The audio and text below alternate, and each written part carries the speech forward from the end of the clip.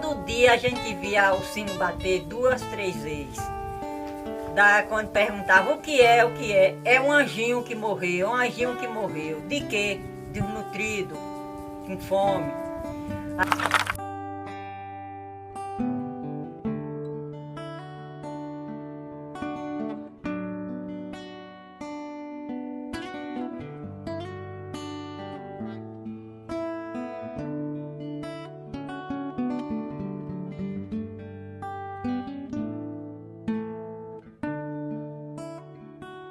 Região Empintada, minha filha, quando Deus Amavelso chegou, todo dia a gente via o sino bater 2, 3 vezes. Quando perguntava o que é, é um anjinho que morreu, De quê? Desnutrido, com fome. Aí Velzimar Neuza fez um pedido para os outros países, ser padrinho dos meninos. Cada um ter um padrinho fora para mandar alimentação, mandar roupa, mandar dinheiro para remédio, para comida.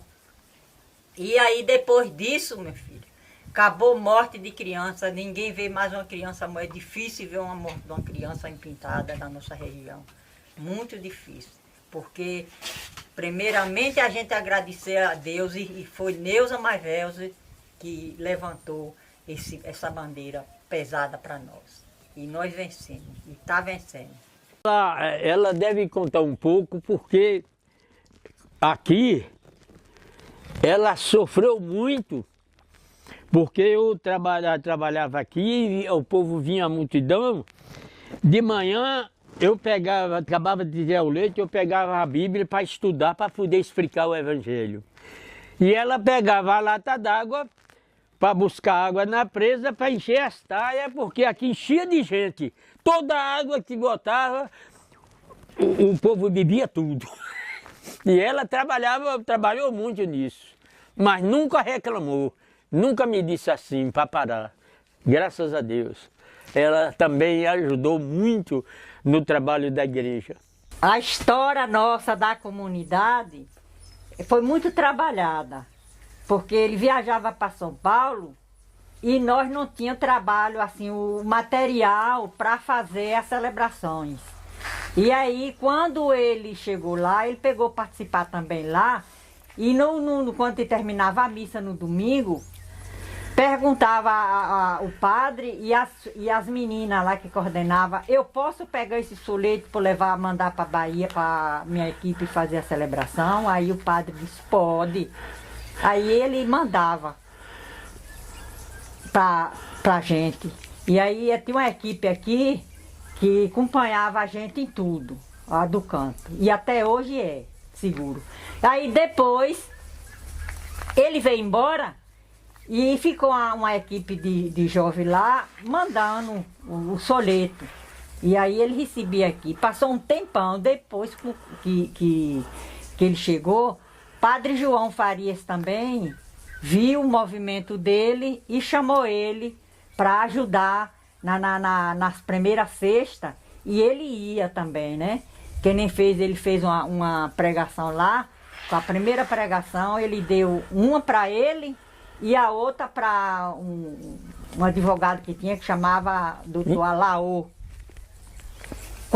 Alaô era advogado. Era advogado. E aí o Alaô fez a leitura e fez a pregação. Aí ele depois também fez a leitura e fez a pregação. Quando terminou, o povo tudo bateu palma para ele. E pro Alaô não. E aí ele disse: agora você é quem vai assumir a responsabilidade do apostolado, é o secretário do apostolado da oração. E toda semana a gente ia, todo mês a gente ia para lá. Vai. Mas a luta daqui continuou da Semana Santa. Aqui, esse varandado aqui era o palanque, ó, o palco. E o povo ficava tudo aí. Quando o Faezão, o irmão dele, foi para morar em Feira, vendeu a terra. E aí vendeu a terra e ele comprou. Depois ele disse: Liete, nós vamos doar esse salão para a comunidade, para tirar a luta daqui, das tuas costas. Nós disse: por mim, você quem sabe, pode. Aí doou para a comunidade. Depois a comunidade comprou as taubas e todo o trabalho fazia lá e fazia o palanque. Acho que até hoje ainda tem pedaço de madeira lá, da comunidade. E também, eu vou lhe dizer também, vou contar a história de vocês, que tinha uma pessoa aqui, uma família muito responsável. Todas eram, agora essa foi o Zé Mendes. Era o tocador do violão. Para onde ele ia, Zé Mendes ia tocar o violão. E Zé Mendes, ele depois Zito, filho, ficou rapazinho e ele ensinou para Zito.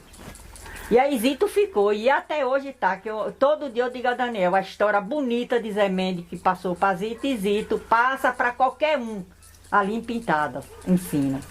E eu fiquei aqui na luta. Menina, para nem assumir a responsabilidade do trabalho da comunidade, todo domingo eu passo lá na casa de Mané do Canto, ó, uma latra d'água na cabeça, um fio na barriga e o outro aqui na cocunda. E trazia latra lá, botava 5 latras, 6 latras de água aqui para o povo beber. E eu assumi esse trabalho, nunca queixei a ele, que eu disse assim, que esse trabalho está pesado. E nem ele também emurecia. Me ajudava em tudo. Conseguimos esses processos porque a gente achava que o povo daqui, da região, precisava. E logo depois ele celebrava, a gente acreditava que nós precisávamos de uma luta. E aí, na época, quem nos ajudou também foi o bispo Dom Matias. Deu uma tarefa pesada para ele. Disse, você, Daniel, nós precisamos de 2 coisas, fé e política. Porque se não tiver a fé e a política, a coisa não anda bem. Aí nós perguntamos, e como é essa fé e política? Ele continuou na fé e agora tem a política para ele resolver. Aí se candidatou a vereador, trabalhou um tempão como vereador do Pirá. Mas, menina, tu tá pensando que eu sofri pouco? Muito, quer ver o porquê? Porque ele não ganhava 1 centavo, saía daqui o dia de segunda-feira, porque não tinha carro no meio da semana, só chegava aqui na quarta-feira de noite. E a luta foi pesada, os prefeitos de lá ajudou muito eles, porque ele pagava hotel para dormir e pensão para comer, viu? Porque ele não ganhava. Até hoje tem uma carteirinha lá, viu? De vereador, que ele deu, o vereador, o prefeito, ele era o doutor Jurandir, ele deu a carteirinha para onde o carro que ele vê daqui para Ipirá, nessa região, e representar essa carteirinha, e ele não pagava. Mas, minha filha, eles deu tudo para Daniel. Daniel, eu vou lhe dar uma represa boa para você fazer no seu município. Ele disse, não quero. Eu quero que você me dê para mim fazer na Pintada. Ali no tanque da porta, onde é o comércio de Juscelino, era o tanque. Entupiu, que era cheio de toda a sujeira entrava para dentro, e fez aquela represa do lado. Depois ele disse, Daniel, você não, o que é que você precisa mais para Pintada? Ele disse, olha, nós precisamos de luz, que era motor. Aí Daniel, ele disse, pronto, então vai luz para Pintada. E ele trabalhou, trouxe, e os adversários diziam assim, tu pode levar luz, o poço de mamão e o cano de mamona. E no dia que instalou e veio a inauguração, eles vieram na frente para inaugurar. Aí era meio esperto, chegou e disse assim, vocês não inauguram, inauguro. Vocês não inauguram, inauguro. Pronto, Daniel, na hora passou o comunicado para o doutor Jurandir, depois o doutor Jurandir veio e inaugurou. E aí eles correram tudo. Menino, nós precisamos da fé e precisa da política. Se nós não botar uma pessoa competente politicamente, nós sofremos. Porque nunca tirei dessa cabeça, naquele salão paroquial, Dom Matias disse, fez a reunião e disse: nós todos precisa de tudo, ó, precisa fé e política. E nós, vou lhe dizer a verdade, com um voto nós se salva e com um voto nós se mata.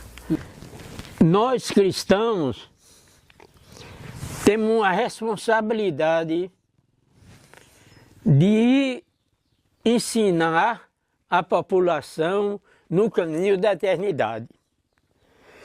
Porque se a gente parar de trabalhar, o mundo está na perdição.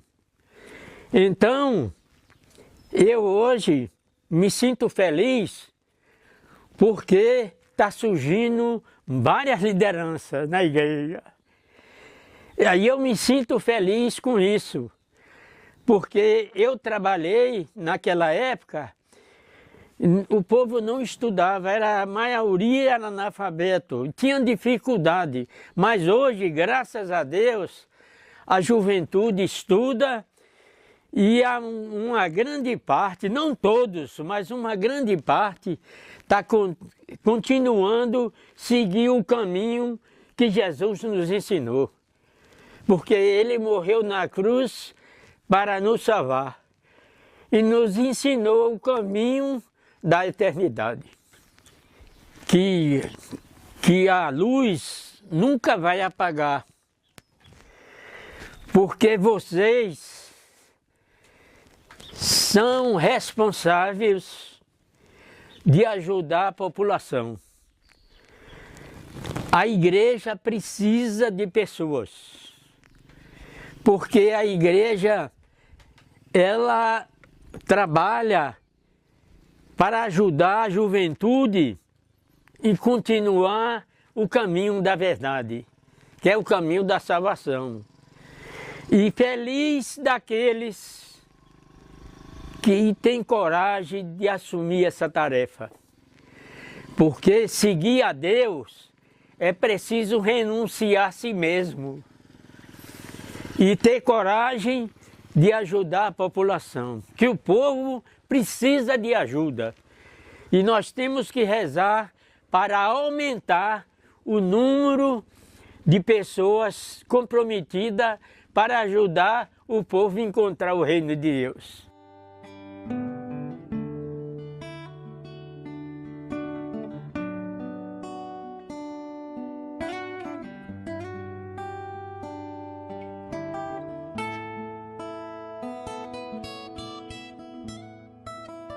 Gente, a história da Padre Ricardo, por si só, ela já é um sinal do grande amor de Deus. Não sei se vocês conhecem um pouco da história, mas a associação nasceu através de um padre que ele percebeu uma problemática na cidade, de jovens que estavam realizando furtos. E a comunidade, junto com o padre, ao invés de chamar a polícia, eles se reuniram em busca de soluções. E foi aí que tudo começou. Eles criaram a primeira oficina de Quiboa para os adolescentes. Então, a atitude foi o quê? Acolhimento. É um grande sinal do amor de Deus. E a partir disso, muitas outras oficinas foram surgindo. Em 85, a associação foi criada com CNPJ, como pessoa jurídica. E assim como essa oficina, veio a rádio comunitária, veio a capoeira, veio a escola de maçonaria, veio a escola de música, veio a distribuição de cestas básicas para famílias que estavam passando necessidade. Veio o programa de moradia para um público que estava necessitando sem casas, que é o exemplo das casas populares da Livre Colina. E muitas outras ações que transformaram vidas. Então, toda essa trajetória de vida é um grande sinal do amor de Deus que a paróquia, junto com a associação, tem conduzido e tem oferecido a vidas aqui em Pintadas. O que não prestar, vocês... O que você sonha para o futuro da ação social, tanto da paróquia quanto da associação Padre Ricardo? Eu sonho com a ampliação das ações sociais da nossa paróquia. eu sonho, né, de um processo educativo mais inclusivo para toda a juventude. E o nosso maior sonho, né, que é um sonho comum, é a paróquia, é a associação, é a gente criar uma casa do idoso, um lar do idoso, um projeto para os idosos, onde eles possam ter atendimentos, onde eles possam ter melhor qualidade de vida, lazer, acolhimento, né, e muita alegria. Esse é o nosso sonho primordial do momento. Eu estou na associação como presidente há 2 anos. Há 2 anos. E a associação encontrou muitos desafios nessa trajetória. Teve um período que avançou bastante, conseguiu transformar vidas, né? A gente tem aí o exemplo da música, eu falei da maçonaria, mas a gente tem o exemplo da música. Hoje a banda Nosso Samba, 4 componentes foram alunos nossos da música, né? E são gestores de cultura. A gente tem, de todas as maçonarias que a gente tem aqui no município, todas foram foram alunos daqui, né, da associação. Então, assim, quando a associação ficou um tempo paralisada por falta de recursos para tocar as ações sociais, eu disse, uma associação com uma história tão bonita, como é que pode ficar parada? Então, a nossa diretoria, a gente resolveu abraçar a causa para manter a associação viva. E hoje, nós não estamos como desejamos ainda, mas queremos chegar, né, a trazer mais projetos, estamos na busca e na elaboração de projetos, né, a nível de Brasil, para a gente fortalecer as ações sociais da nossa associação. E a gente espera que haja, né, uma integração, né, com todas as entidades e principalmente com a paróquia, que a associação é a ação social da paróquia, foi criada por um padre.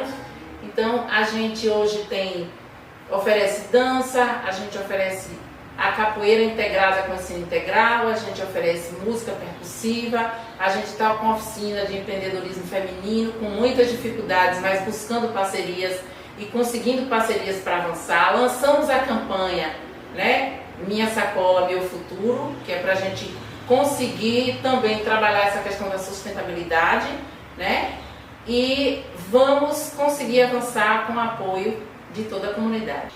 Uma delas foi na área de moradia, né. Quando eu vim morar aqui, eu acompanhei ainda muitas famílias que as casas eram desumanas, a vivência.